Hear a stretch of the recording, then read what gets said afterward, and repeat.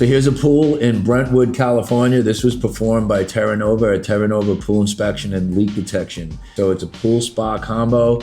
We had a negative edge that spilled over into a catch basin. Here is a large retaining wall. We're just gonna start pointing things out that the line is entombed and running along this wall. This isn't gonna matter because we're not gonna have to cut, we're not gonna have to dig.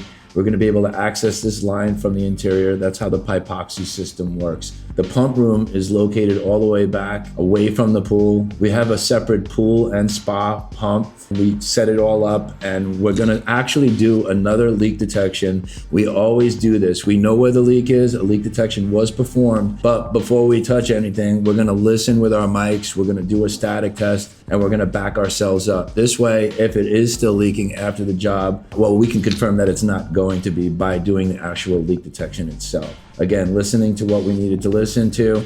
Here's where some water is getting out of the wall, and you could see the efflorescence. That's the calcium that's actually getting out. So we're gonna drain this spa, and we're gonna clean it all out. We're gonna get it nice and clean. From the other point of the line is where we're gonna actually blow that line out. In this case, we're gonna have to access that line, and we have a very tight area. This is where the main drain line is coming down. It looks like we had a root penetration, or that could just be debris. We're actually just blowing a hose down into the line just to try to blow this thing out, vacuum it out, get as much water out as we possibly can before we actually start blowing it. And here we're gonna start blowing it. This will dry it out, and again, get any of that water pushing through from the actual spa, and now we're gonna push it back toward the pump room. Spa's higher than the line in the pump room, so we always wanna go from high to low.